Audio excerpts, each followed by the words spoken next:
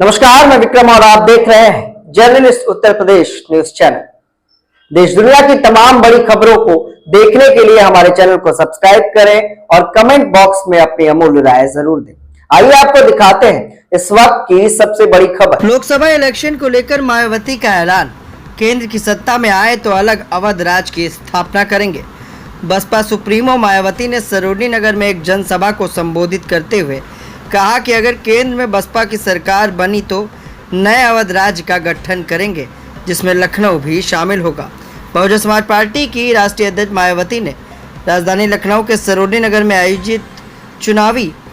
जनसभा में कहा कि केंद्र में बसपा सरकार बनने पर अलग अवध राज्य की स्थापना की जाएगी, जिसमें लखनऊ भी शामिल होगा। उन्होंने कहा कि भाजपा और आरएसएस मुफ्त राशन देने का प्रचार गांव-गांव जाकर कर रहे हैं, नमक अदा करने के बदले वोट मांग रहे हैं, जबकि राशन जनता के टैक्स के पैसों का बांटा जा रहा है। उन्होंने कहा कि आप भाजपा और आरएसएस का नहीं बल्कि अपना नमक खा रहे हैं।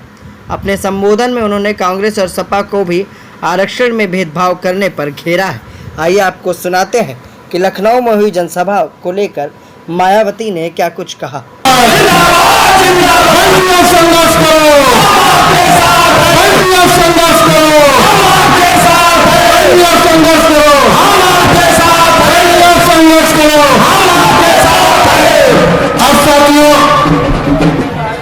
बहुजन समाज पार्टी की राष्ट्रीय अध्यक्ष, देश के सबसे बड़े प्रदेश उत्तर प्रदेश की चार बार मुख्यमंत्री रही, पूर्व राज्यसभा सांसद, पूर्व लोकसभा सांसद, आप सबकी लोकप्रिय नेता मान्य बहन जी हम सबके बीच में आ गई है। आप लोग ताली बजा के स्वागत कर दो। और साथियों, हम लखनऊ लोकसभा के प्रत्याशी जनाब शोहर साहब से गुजारिश करेंगे कि बहुजन समाज पार्टी की राष्ट्रीय अध्यक्ष मान्य बहन जी को सोने का मुकुट देकर स्वागत करें।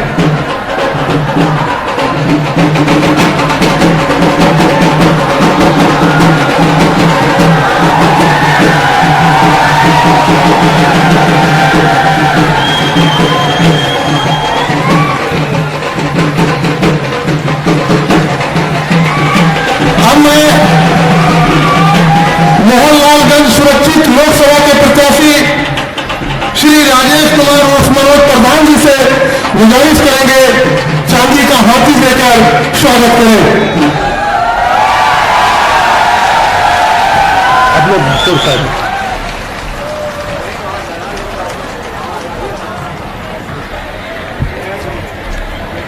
अब यह उपचुनाव हो रहा है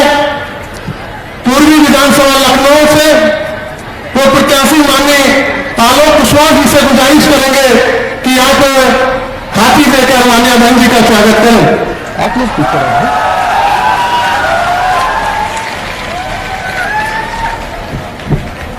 अब मैं बहुत आदर के साथ बहुजन समाज पार्टी के राष्ट्रीय अध्यक्ष मान्य बहन जी से गुजारिश करना चाहते हैं कि हम सबको दिशा निर्देश दें और संबोधित करें।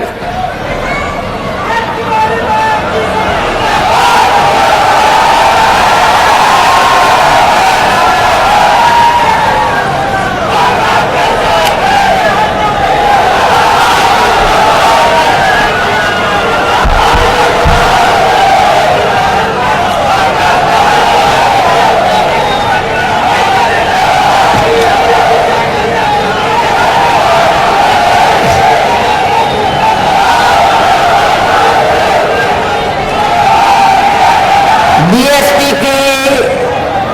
इस चुनावी जनसभा में इकट्ठा हुए पार्टी के सभी छोटे बड़े पदाधिकारी एवं कार्यकर्तागण,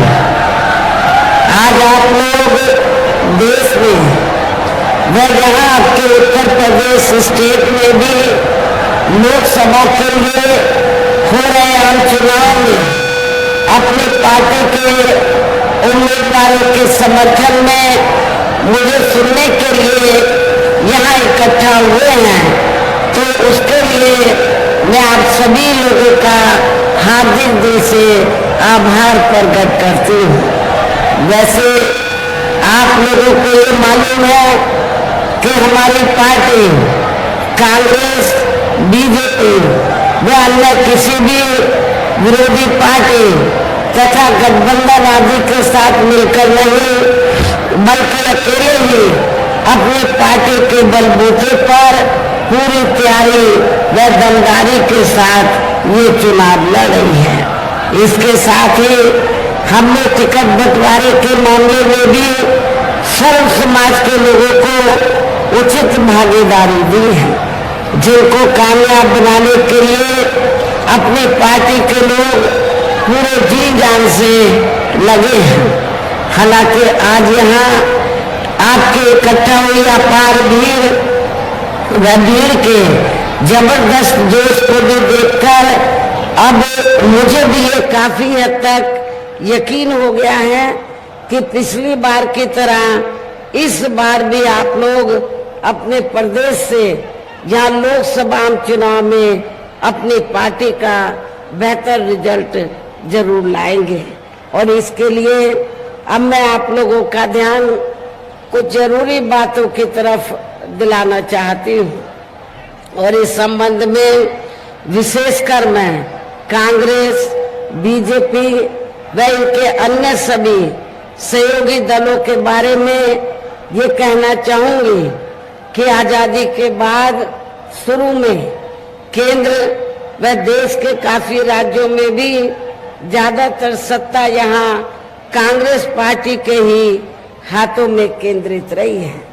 किंतु इनकी अधिकांश मामलों में रही गलत नीतियों एवं गलत कार्य प्रणाली आदि की वजह से ही फिर इस पार्टी को केंद्र में काफी राज्यों की भी सत्ता से बाहर होना पड़ा है तथा यही स्थिति इनकी सहयोगी पार्टियों की भी बनी रही है, जिसके कारण ही फिर पिछले कुछ वर्षों से बीजेपी व इनके सहयोगी दल केंद्र एवं काफी राज्यों की भी सत्ता में काबिज हो गए हैं। लेकिन इनकी भी ज्यादातर रही जातिवादी, पूंजीवादी, संकीर्ण, सांप्रदायिक व द्वेषपूर्ण नीतियों एवं कार्य प्रणाली आदि से तथा इनकी कथनी व करनी में भी काफी अंतर होने की वजह से अब ऐसा लगता है कि इस बार ये पार्टी भी यानी कि भारतीय जनता पार्टी भी केंद्र की सत्ता में आसानी से वापस आने वाली नहीं है, बशर्ते यदि ये चुनाव इस बार फ्री एंड फेयर होता है तथा आम चर्चा के मुताबिक वोटिंग मशीनों में भी कोई गड़बड़ी आदि नहीं की जाती है। और वैसे भी इस बार चुनाव में इनकी कोई भी पुरानी एवं नई चल रही नाटकबाजी, जुमलेबाजी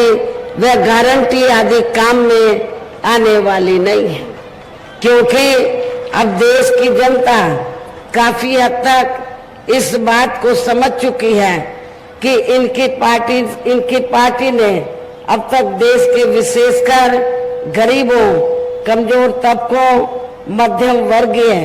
एवं अन्य मेहनतकश लोगों को जो इन्हें अच्छे दिन दिखाने के असंख्य प्रलोभन भरे वायदे किए हैं तथा अनेकों हवाई व कागजी गारंटी भी दी है, तो उनका जमीनी हकीकत में अभी तक इन्होंने लगभग 1/4 हिस्सा भी कार्य पूरा नहीं किया है, बल्कि इसके स्थान पर इनका ज्यादातर समय व ताकत भी यह इनके अपने चहेते रहे बड़े बड़े पूंजीपतियों एवं धनना सेठों को ही ज्यादा से ज्यादा माला माल व धनवान आदि बनाने में तथा इन्हें हर स्तर पर छूट देने में व बचाने में ही लगी रही है, जिनके अधिकांश आर्थिक सहयोग से ही ये पार्टी व अन्य पार्टियां भी अपना संगठन चलाती हैं तथा चुनाव आदि भी लड़ाती हैं, जिसका काफी कुछ खुलासा बॉन्ड की आई रिपोर्ट से भी हो जाता है। इस संदर्भ में वैसे आप लोगों को ये मालूम है कि अभी कुछ दिन पहले माननीय सुप्रीम कोर्ट ने बॉन्ड की जो रिपोर्ट है तो इसको उजागर किया, और उजागर होने के बाद आप लोगों को ये मालूम हो गया कि देश में बीएसपी को छोड़कर जितनी भी राजनीतिक पार्टियां हैं, सभी राजनीतिक पार्टियों ने, कांग्रेस, बीजेपी व अन्य सभी राजनीतिक पार्टियों ने बीएसपी को छोड़कर तो ज्यादातर बड़े बड़े धन्ना सेठ और पूंजीपतियों से बॉन्ड के जरिए पैसा लिया है, और उस पैसे से ये अपना संगठन चलाती है और चुनाव में पैसा पानी की तरह बहाती है। लेकिन जब ये रिपोर्ट आई तो आपको ये मालूम हो जाना चाहिए कि उस रिपोर्ट में बहुजन समाज पार्टी का कहीं पर भी ये जिक्र नहीं था कि बीएसपी ने किसी बड़े पूंजीपति या छोटे पूंजीपति से एक भी रुपया लिया। तो इसलिए यहाँ मैं आप लोगों को ये कहना चाहूंगी कि हमारी पार्टी जो संगठन चलाती है या दफ्तर आदि चलाती है या चुनाव वगैरह लड़ती है, तो हमारी पार्टी दूसरी पार्टियों की तरह बड़े बड़े पूंजीपतियों व धन्ना सेठों से पैसा लेकर ये सब कार्य नहीं करती है, बल्कि अपनी पार्टी के ही कार्यकर्ताओं से, अपनी पार्टी के ही सभी छोटे बड़े कार्यकर्ताओं से थोड़ा थोड़ा धन इकट्ठा करके मेंबरशिप के जरिए, मेरे जन्मदिन के मौके पर भी और चुनाव में भी लोगों से थोड़ा थोड़ा धन इकट्ठा करके हम संगठन को चलाते हैं और चुनाव आदि भी लड़ाते हैं। लेकिन दूसरी पार्टियों की तरह हम लोग बड़े बड़े पूंजीपतियों और धन्ना सेठों से कोई पैसा नहीं लेते हैं। इसके साथ ही अब ऐसा लगता है कि कांग्रेस पार्टी की तरह ही बीजेपी में भी, यहाँ मैं ये भी बताना चाहती हूँ, जब जांच एजेंसियों की बात आती है तो जो भी पार्टी पावर में होती है, चाहे कांग्रेस पावर में रही हो या सेंट्रल में वर्तमान में बीजेपी, ये सारी की सारी पार्टियां तो जो सरकारी जांच एजेंसियां हैं तो इनका इन्होंने राजनीतिकरण ही कर दिया है। सभी ये पार्टियों की सरकार है, चाहे केंद्र में कांग्रेस सत्ता में रही हो या वर्तमान में बीजेपी, तो इन्होंने सरकारी जांच एजेंसियों का दुरुपयोग किया है, ज्यादातर दुरुपयोग किया है, अर्थात इनका राजनीतिकरण ही कर दिया है। इसके अलावा देश के किसान वर्ग भी वर्तमान बीजेपी की सरकार में शुरू से ही अपनी विभिन्न समस्याओं को लेकर काफी ज्यादा दुखी व परेशान रहे हैं और अभी भी हैं। जबकि यूपी में 4 बार हमारी पार्टी की रही सरकार ने इनके हितों का भी हर स्तर पर विशेष ध्यान रखा है। आप लोगों को ये मालूम है, जब भी बीएसपी के नेतृत्व में सरकार रही तो हमने अपनी 4 हुकूमतों में तो किसानों को खेती करने के लिए समय से वे सस्ते साधन उपलब्ध कराए हैं और उनकी फसल का भी हमने समय से उचित दाम दिया है। इतना ही नहीं, बल्कि केंद्र में पूर्व की रही कांग्रेसी सरकार की तरह ही वर्तमान भाजपा सरकार में भी इनकी जातिवादी, हीन, सांप्रदायिक एवं पूंजीवादी सोच व नीतियों के चलते ही पूरे देश में सर्व समाज में से खासकर गरीबों, दलितों, आदिवासियों, पिछड़े वर्गों, मुस्लिम एवं अन्य धार्मिक अल्पसंख्यक समाज के लोगों का भी पूर्ण रूप से विकास व उत्थान आदि नहीं हो सका है। और इस संदर्भ में वैसे आप लोगों को ये मालूम है कि यहाँ दलितों, आदिवासियों एवं अन्य पिछड़े वर्गों का सरकारी नौकरियों में वर्षों से अधूरा पड़ा आरक्षण का कोटा भी अभी तक भी पूरा नहीं भरा गया है। विशेषकर SC व ST वर्गों के सरकारी कर्मचारियों का पदोन्नति में आरक्षण भी अब काफी हद तक प्रभावीहीन ही बना दिया गया है। और आप लोगों को ये भी मालूम है कि जब यूपी में समाजवादी पार्टी की सरकार थी तो श्री अखिलेश यादव ने तो पूरे यूपी में एससी व एसटी वर्गों के सरकारी कर्मचारियों का पदोन्नति में आरक्षण ही बिल्कुल खत्म कर दिया था। और जब इसको प्रभावशाली बनाने के लिए हमारी पार्टी पार्लियामेंट में संशोधन बिल लाई, उस समय कांग्रेस पावर में थी और बीजेपी अपोजिशन में थी। दोनों पार्टियां अंदर मिल गई, अंदर मिलकर तो सपा को आगे करके तो इन्होंने इस विधेयक को, संशोधन विधेयक को पास नहीं होने दिया। लेकिन आज जब चुनाव हो रहा है तो ये सभी पार्टियां, कांग्रेस, बीजेपी, अन्य सभी पार्टियां जो इनको आरक्षण देने की बात कर रही हैं, आरक्षण इनकी वजह से नहीं मिला है बल्कि परम पूज्य बाबा साहब डॉक्टर भीमराव अंबेडकर की वजह से मिला है। लेकिन इन्होंने उस आरक्षण का पूरा लाभ इनको नहीं दिया है। इसका पूरा लाभ इन्होंने नहीं दिया है। और आपको मैं ये बताना चाहती हूँ कि जब बाबा साहब डॉक्टर अंबेडकर पहले लॉ मिनिस्टर बने तो बाबा साहब डॉक्टर अंबेडकर ने, उस समय कांग्रेस पावर में थी, तो बाबा साहब डॉक्टर अंबेडकर ने पंडित जवाहरलाल नेहरू एंड कंपनी के लोगों को ये कहा कि एससी एसटी का जो आरक्षण का कोटा है वो पूरा नहीं भरा जा रहा है, इसको भरा जाए। और जो अति पिछड़े वर्ग के लोग हैं तो उनको भी एससी एसटी का आरक्षण देने के लिए कमीशन बैठाया जाए। लेकिन कांग्रेस इसके लिए तैयार नहीं हुई और नतीजा क्या हुआ, फिर बाबा साहब डॉक्टर अंबेडकर को तो लॉ मिनिस्ट्री से इस्तीफा देना पड़ा। और जब केंद्र में श्री बीपी सिंह के नेतृत्व में सरकार बनी और मंडल कमीशन की रिपोर्ट लागू की गई थी तो उस समय अकेले कांग्रेस नहीं, बीजेपी, इन सारी पार्टियों ने अति पिछड़े वर्ग के लोगों के लिए जब ये मंडल कमीशन की रिपोर्ट लागू की गई रिजर्वेशन देने के मामले में, तो इन्होंने इसका डटकर विरोध किया था। तो कहने का तात्पर्य यह है कि चाहे कांग्रेस है, बीजेपी है या अन्य विरोधी पार्टियां हैं, इनकी मानसिकता इन वर्गों के प्रति जो जातिवादी मानसिकता वो बदली नहीं है। लेकिन चुनाव में इतनी बड़ी बड़ी बातें ये लोग करते हैं जैसे ये बड़े हितैषी रहे हैं, ये हिमायती रहे हैं। लेकिन जब ये पावर में रहते हैं तो ये उल्टा काम करते हैं, उसका फायदा पूरा नहीं देते हैं। साथ ही केंद्र व राज्यों में भी विरोधी पार्टियों की रही सरकारों में इन सभी वर्गों को प्राइवेट सेक्टर में आरक्षण दिए जाने की व्यवस्था किए बिना ही इनके सरकारों के ज्यादातर सरकारी कार्य अब प्राइवेट सेक्टर के जरिए ही इनके बड़े बड़े पूंजीपतियों व धन्ना सेठों आदि को ही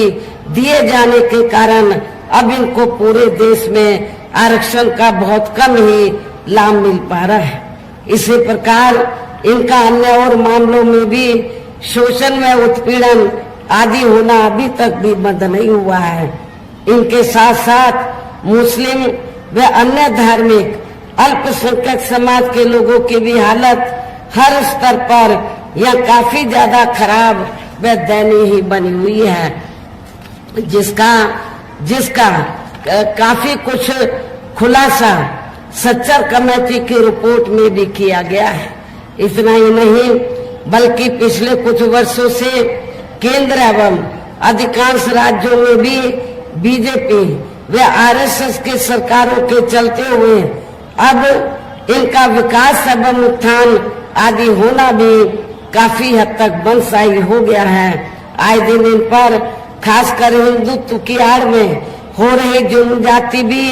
या काफी ज्यादा चरम सीमा पर पहुंच चुकी है। इनके साथ साथ अपर कास्ट समाज में से विशेषकर गरीब लोगों की भी हालत हमें कोई खास अच्छी नजर नहीं आती है। इनकी गलत कृषि नीतियों के कारण किसान वर्ग भी आए दिन आंदोलित ही रहता है। साथ ही इनके गलत आर्थिक नीतियों की वजह से देश की अर्थव्यवस्था पर भी इसका काफी बुरा प्रभाव पड़ा है, जिससे यहाँ विशेषकर छोटे एवं मध्यम वर्गीय व्यापारी वर्ग भी काफी ज्यादा दुखी व परेशान है। और अब केंद्र में पूर्व की रही सरकारों की तरह ही वर्तमान भाजपा सरकार में भी यहाँ पूरे देश में गरीबी, बेरोजगारी एवं महंगाई आदि भी लगातार काफी ज्यादा बढ़ रही है। देश में हर स्तर पर फैला भ्रष्टाचार भी अभी तक खत्म नहीं हुआ है। ऐसे में अब आप लोगों को देश में हो रहे लोकसभा चुनाव में कांग्रेस, बीजेपी व इनकी सहयोगी पार्टियों को भी केंद्र की सत्ता में आने से जरूर रोकना है। जिनके गलत नीतियों व गलत कार्य प्रणाली को आप लोग काफी हद तक आजमा भी चुके हैं। ऐसी स्थिति में अब ये विरोधी पार्टियां इस चुनाव में भी किस्म किस्म के साम, दाम, दंड भेद आदि अनेकों हथकंडे इस्तेमाल करके केंद्र की सत्ता में आने की पूरी कोशिश में लगी हैं, जिनसे अपनी पार्टी के लोगों को हर स्तर पर काफी ज्यादा सावधान रहना है। और इस मामले में विरोधी पार्टियां अपने अपने पक्ष में हवा बनाने के लिए खासकर मीडिया, ओपिनियन पोल व सर्वे आदि का जो बड़े पैमाने पर इस्तेमाल कर रही हैं, तो उनसे भी अपनी पार्टी के लोगों को बिल्कुल भी गुमराह नहीं होना है। इसके साथ ही विरोधी पार्टियों के विभिन्न रूपों में जारी किए गए इनके हवाई व प्रलोभन भरे चुनावी घोषणा पत्रों एवं वायदों आदि के बहकावे में भी अपनी पार्टी के लोगों को कतई भी नहीं आना है, जिन्हें ये पार्टियां चुनाव खत्म होने के बाद ज्यादातर अमल में नहीं लाती हैं और अब जिन पर से देश की जनता का अधिकांश विश्वास ही उठ गया है। यही खास वजह है कि हमारी पार्टी किसी भी चुनाव में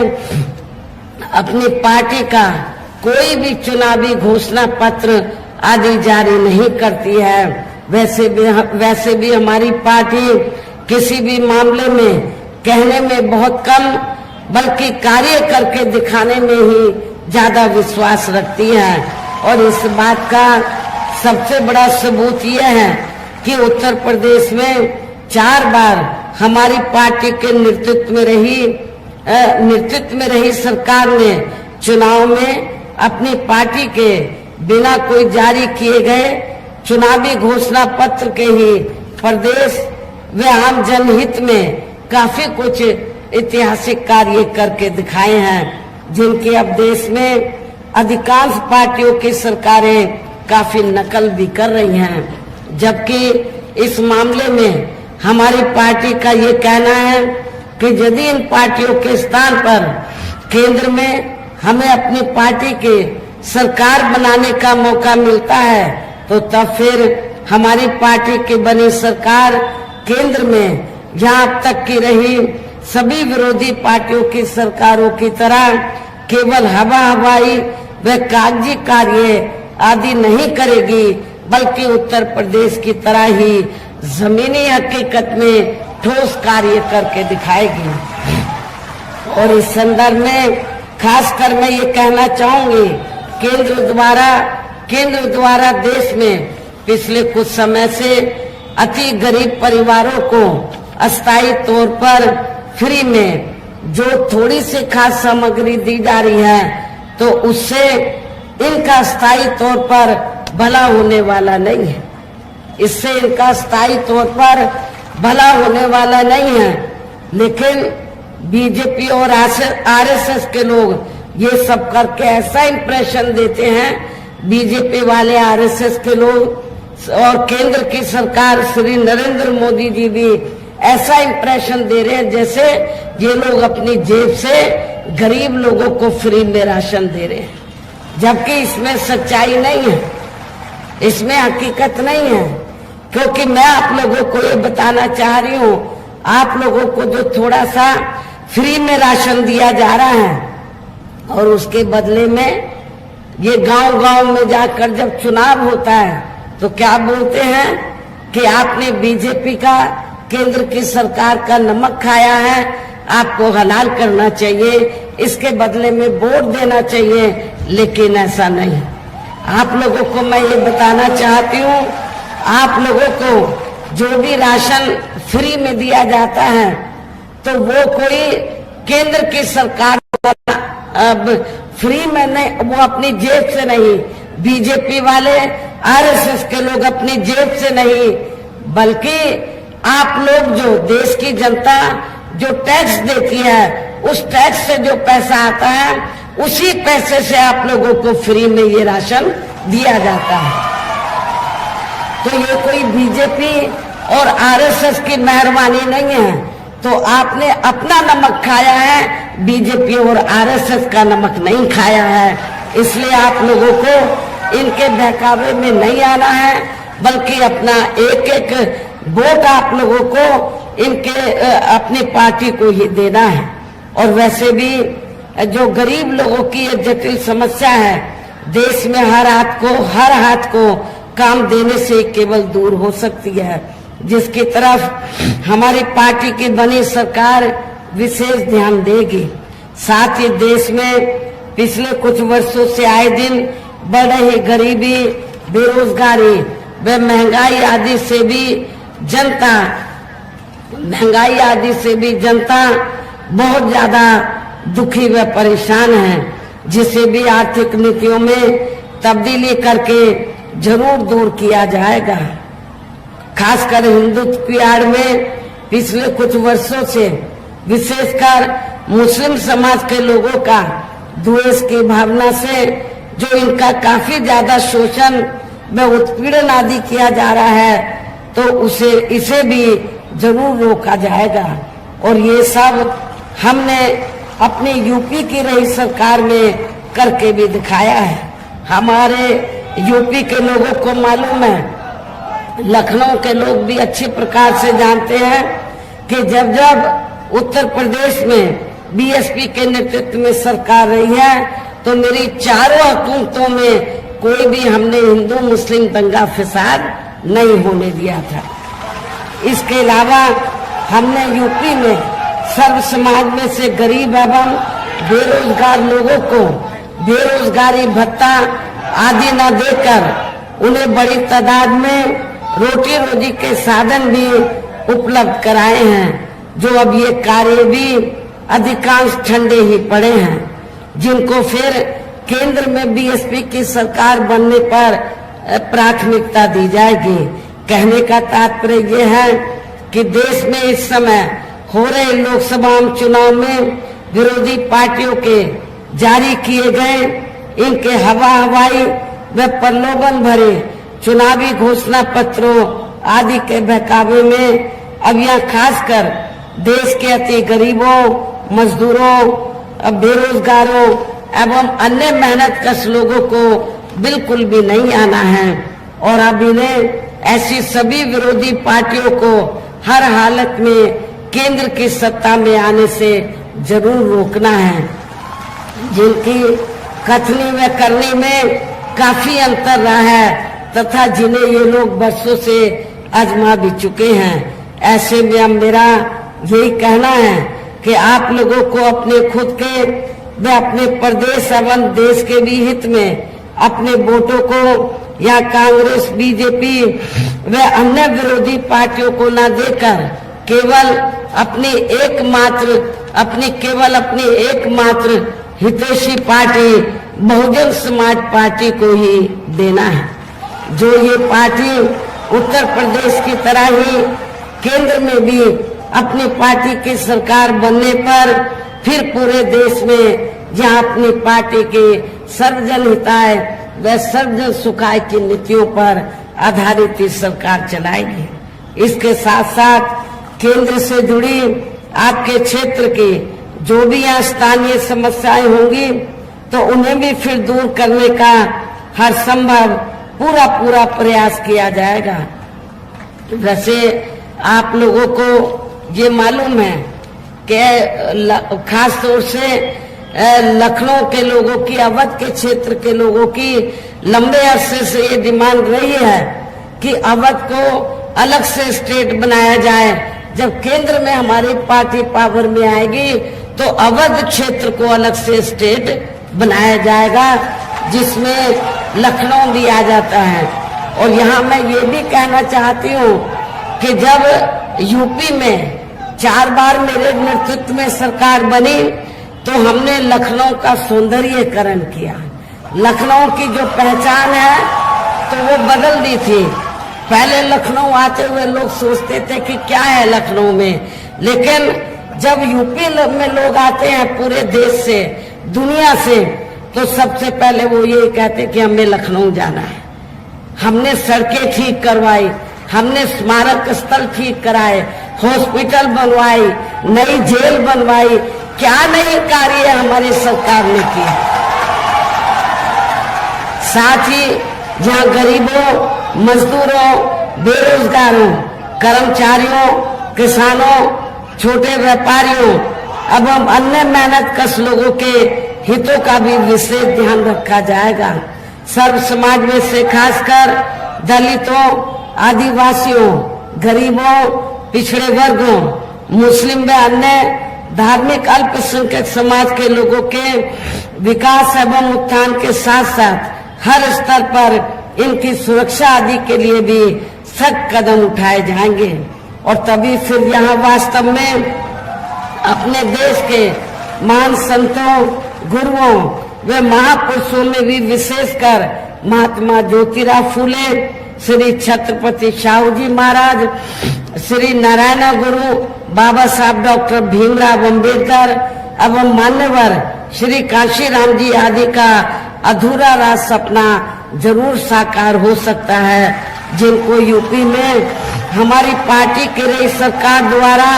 हर स्तर पर पूरा आदर सम्मान दिया गया है। इन्हीं खास बातों के साथ ही अब मेरा देश में आपके स्टेट के भी हित में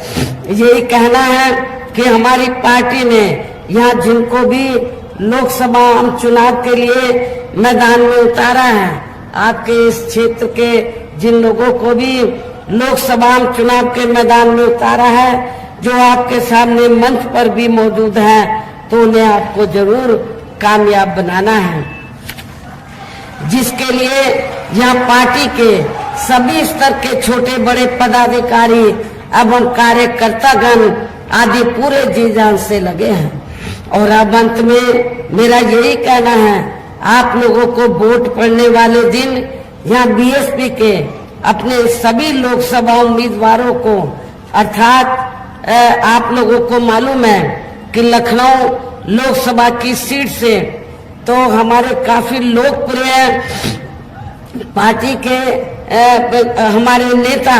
मुस्लिम समाज से जो ताल्लुक रखते हैं, श्री सरवर मलिक को हमने चुनाव के मैदान में उतारा है। मोहनलालगंज सुरक्षित लोकसभा की सीट से श्री राजेश कुमार उर्फ मनोज प्रधान को हमने चुनाव के मैदान में उतारा है। रायबरेली लोकसभा की सीट से श्री ठाकुर प्रसाद यादव को, जो बहुत ही पुराने पार्टी के मिशनरी कार्यकर्ता है, तो इनको चुनाव के मैदान में उतारा है। अमेठी लोकसभा की सीट से हमने श्री नन्हे सिंह चौहान को, बाराबंकी सुरक्षित लोकसभा की सीट से श्री शिव कुमार धोरे को, विधानसभा लखनऊ जो पूर्व है यहाँ से हमने श्री आलोक कुशवाहा को हमने चुनाव के मैदान में उतारा है। मेरी आप लोगों से पुरजोर अपील है कि बहुजन समाज पार्टी के ये जो प्रत्याशी आपके सामने खड़े हैं, तो आप लोगों को बीएसपी का जो चुनाव चिन्ह हाथी है, हाथी चुनाव चिन्ह के सामने वाले बटन को दबाकर इनको आप लोगों को कामयाब बनाना है। भारी वोटों के अंतर से जरूर जिताना है। इस खास अपील के साथ ही अब मैं अपनी बात यही समाप्त करती हूँ। जय भीम, जय भारत।